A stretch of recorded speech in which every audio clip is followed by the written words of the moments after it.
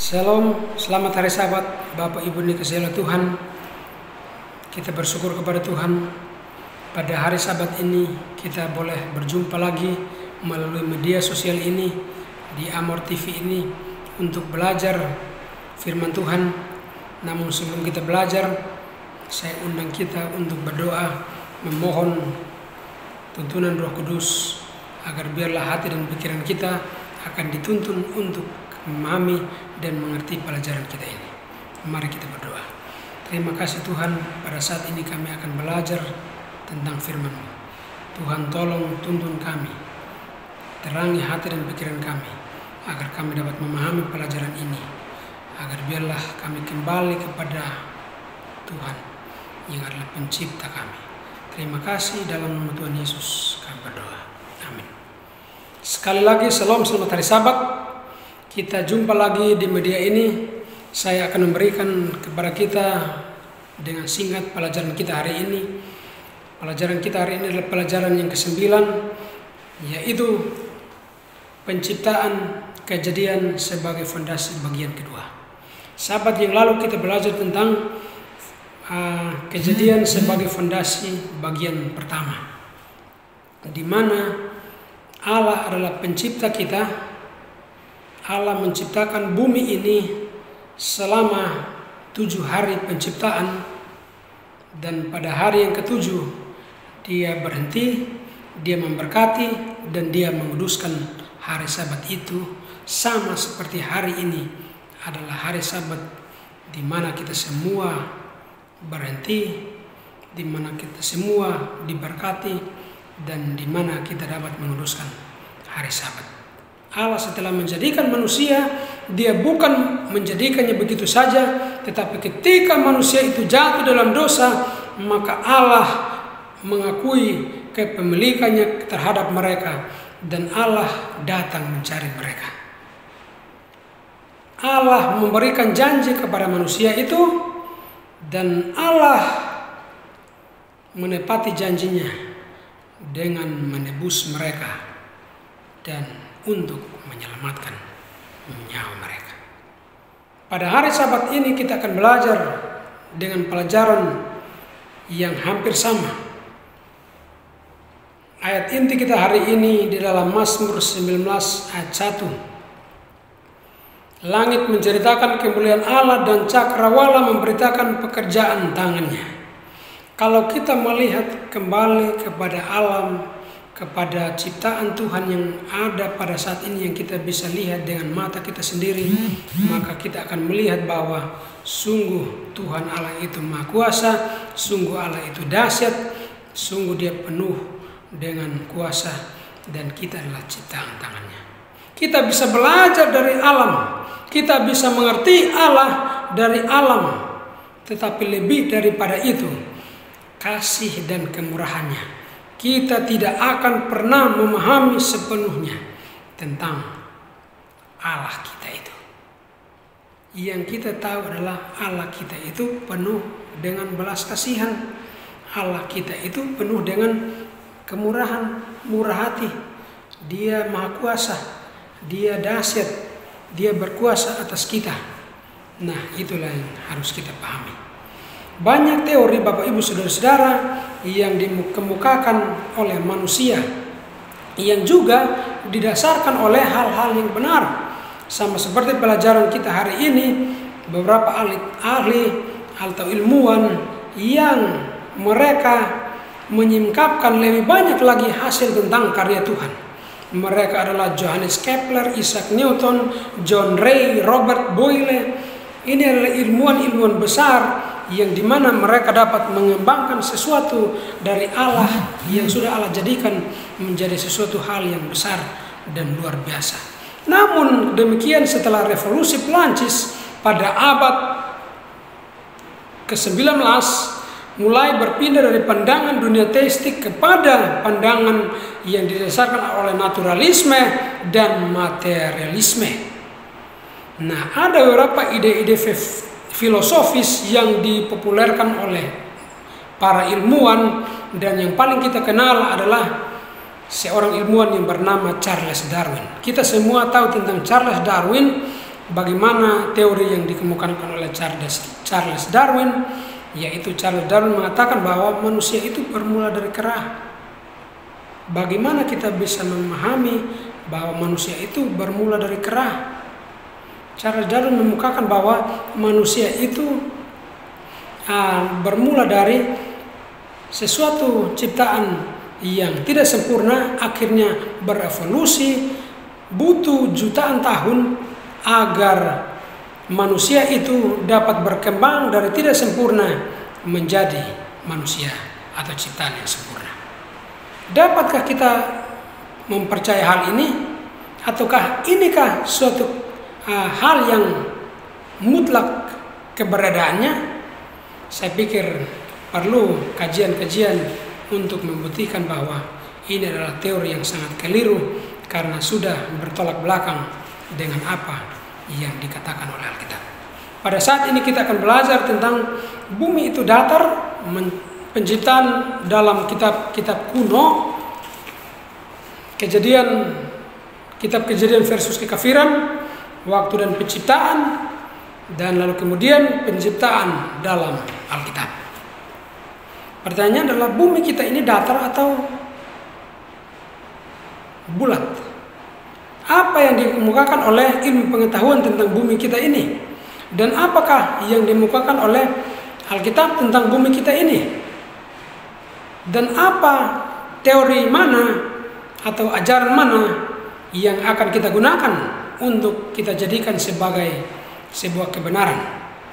Oke, kita ikuti. Kita bisa baca dalam Wahyu 7 ayat 1 dan 20 ayat 7 dan 8. Lalu kemudian kita bisa lanjutkan dengan Ayub 26 ayat 7 sampai 10. Ayat-ayat ini menjelaskan kepada kita bahwa bumi itu memiliki 4 penjuru. Ini akan menarik perhatian kita kepada hal-hal seperti itu, bahwa akan memiliki pemahaman bahwa bumi kita ini seolah-olah datar, lurus, memiliki 4 sisi atau berbentuk kotak karena ada 4 penjuru atau 4 sisi. Tetapi saya mau ajak kita untuk membaca dalam Yesaya 40 21 dan 22. 21 mengatakan, tidakkah kamu tahu, tidakkah kamu dengar, tidakkah diberitahukan kepadamu dari mulanya, tidakkah kamu mengerti dari sejak dasar bumi diletakkan. Jadi kita perlu tahu, kita perlu mengerti, perlu mendengar bahwa bumi kita ini didasarkan dan diletakkan oleh Allah. Ayat yang 22, ini yang menarik. Dia yang bertakhta di atas bulatan bumi, yang penduduknya seperti belalang. Dia yang membentangkan langit seperti kain dan memasangnya seperti kemah kediaman. Bumi kita ini, tadi ayat-ayat yang saya sudah bacakan bahwa 4 penjuru ini digunakan sebenarnya hanya sedang memakai bahasa kiasan. Tetapi sesungguhnya antara ilmu pengetahuan dan apa yang diajarkan oleh Alkitab menegaskan kepada kita bahwa bumi kita ini adalah bulat. Sejak penciptaan, Allah selalu mengatakan petang dan pagi, jadilah hari pertama. Atau kita bisa menghubungkannya dengan teori-teori atau ilmu pengetahuan yang dikemukakan salah satu ilmuwan yang sangat terkenal, yaitu Galileo.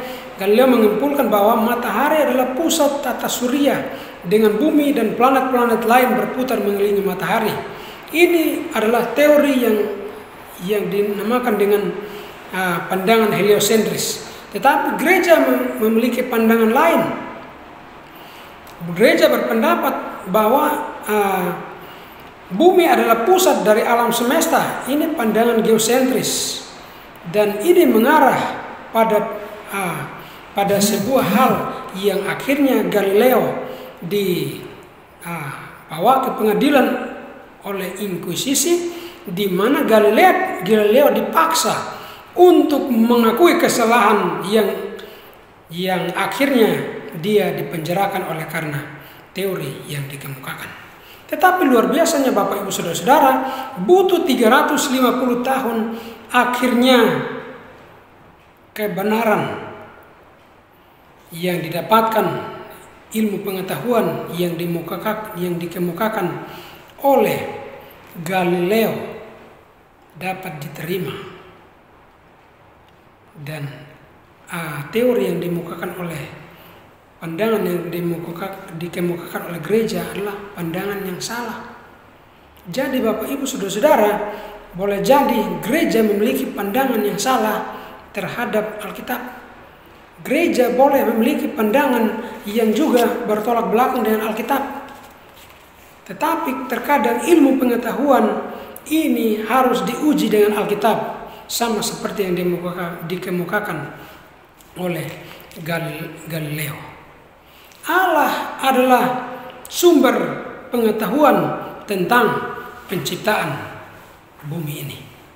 Kalau kita melihat tentang kitab-kitab kuno, mereka juga mengajarkan tentang penciptaan, bahwa pelajaran kita hari ini mengatakan bahwa bumi kita ini termasuk manusia diciptakan karena para dewa itu sudah merasa capek, tidak bisa menjalankan pekerjaannya, sehingga manusia diciptakan untuk membantu para dewa-dewi.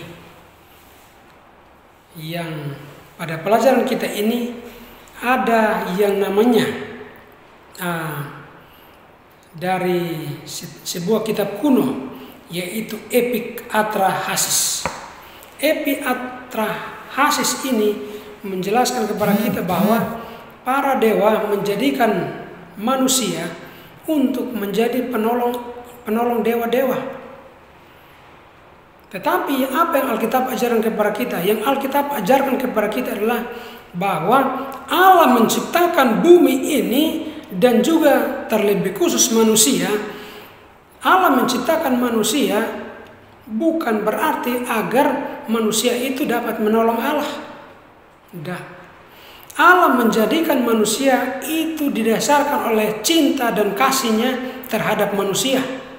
Allah menciptakan manusia bukan diciptakan untuk menyusahkan manusia itu, tetapi Allah menciptakan manusia adalah demi kebahagiaan dan kesejahteraan Allah itu. Makanya ketika manusia diciptakan, semua sudah ada. Artinya bahwa Allah menjamin kebahagiaan manusia sebelum Allah menciptakan mereka. Ini berbeda dengan pandangan yang ada dalam kitab-kitab kuno. Kitab-kitab kuno mengatakan bahwa manusia diciptakan adalah untuk menjadi penolong bagi Allah, atau manusia dibentuk karena ada pembunuhan yang terjadi sehingga darah dari hasil pembunuhan itu dicampur dengan tanah lalu dibentuk menjadi manusia. Ini berbeda dengan pandangan Alkitab. Alkitab mengemukakan bahwa Allah membentuk manusia dari tanah liat lalu memberikan nafas kehidupan kepadanya, lalu manusia itu menjadi makhluk hidup. Perlu kita memiliki pengetahuan yang baik, bahkan pemahaman yang baik, meminta tuntunan Roh Kudus Tuhan agar dapat memberikan pemahaman kepada kita untuk mengerti tulisan-tulisan di dalam Alkitab. Kalau kita mendalami pelajaran kita hari ini, maka banyak mitos atau teori yang dikemukakan juga terkait penciptaan. Ada mengatakan bahwa dunia ini diciptakan atau jadi oleh karena hal-hal tertentu, dan berbagai macam teori yang dikemukakan. Tetapi perlu kita ketahui bahwa Allah menciptakan bumi ini serta semua yang ada di dalamnya. Pendapat yang bersifat mitos ini bertentangan dengan pendapat Alkitab bahwa manusia harus menguasai dunia sebagai pengawas perwakilan Allah. Tidak ada dalam penciptaan manusia sebagai suatu pemikiran yang muncul belakangan. Manusia diciptakan semua Allah sudah pikirkan dengan baik-baik.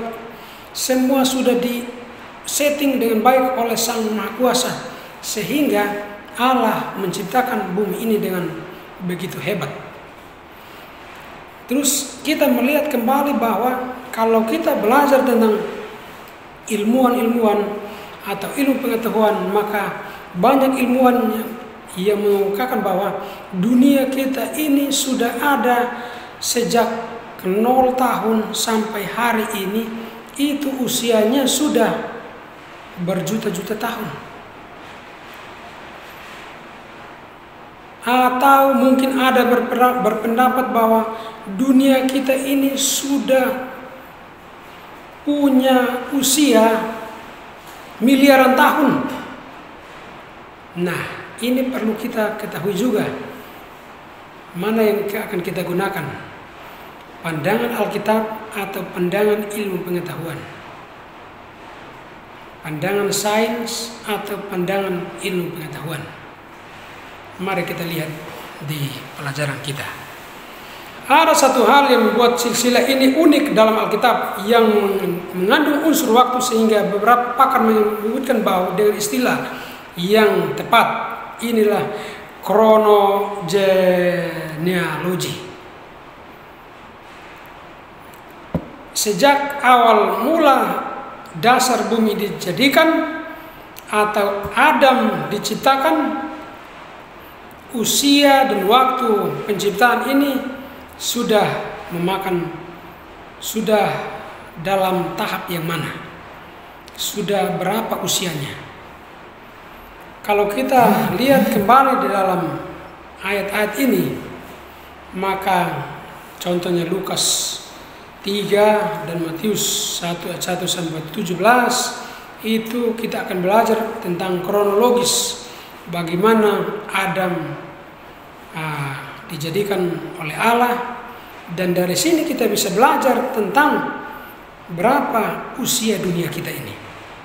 Kalau Alkitab dengan jelas mengatakan kronologisnya bahwa usia dunia ini kira-kira 6.000-an tahun. Ini kronologisnya dari mana?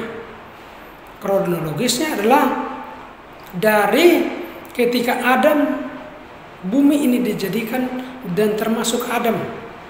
Adam dibentuk, itu kita tidak tahu seberapa besar Adam itu. Ini bukan seperti bayi yang lahir seperti pada normalnya kita sekarang ini. Adam dijadikan oleh Allah dengan jari tangannya, dibentuk, dan waktu diberikan nafas, dia sudah menjadi manusia yang normal, yang bisa berjalan. Tetapi usianya Adam itu dapat dihitung dari 0 tahun dan seterusnya dan seterusnya. Nah, kronologisnya dari umur Adam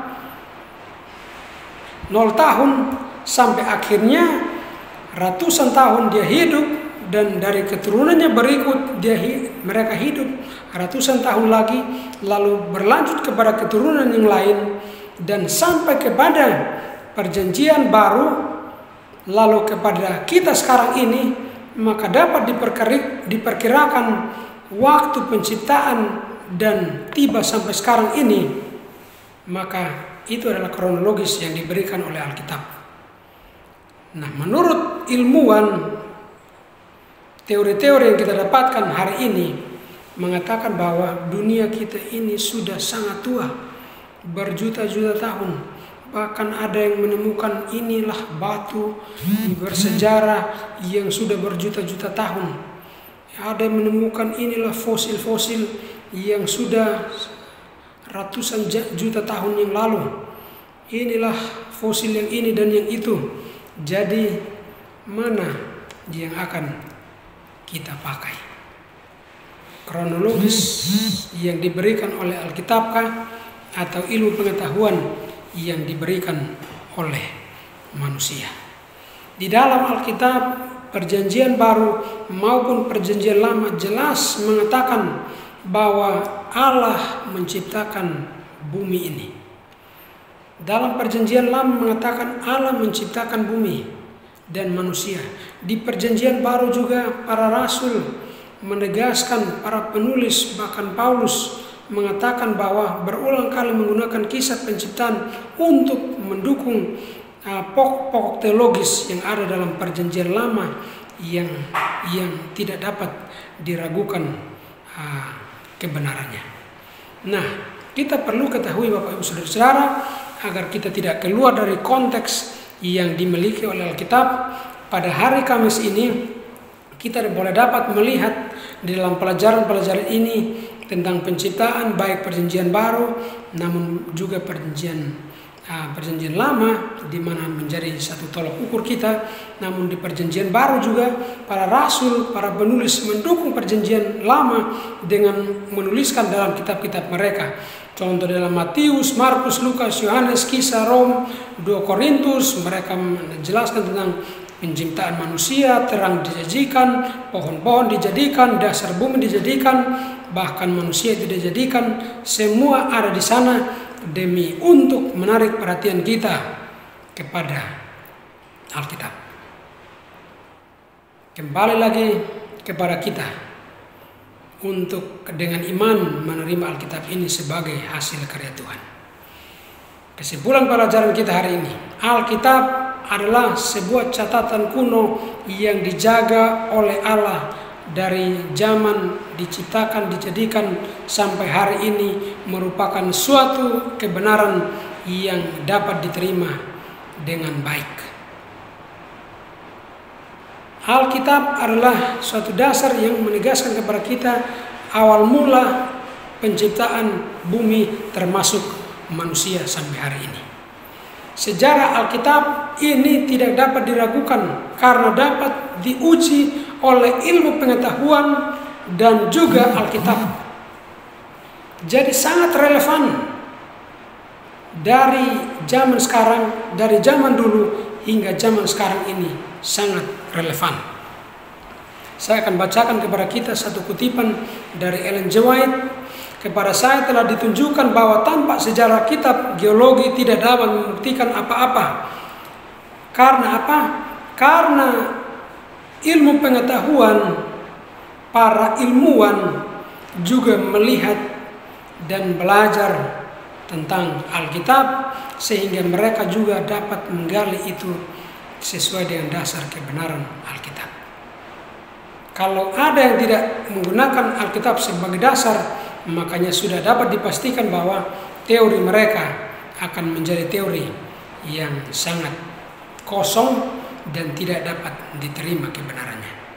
Manusia meninggalkan firman kreatif Tuhan berdasarkan prinsip-prinsip alam. Mereka berada dalam lautan ketidakpastian yang tidak terbatas.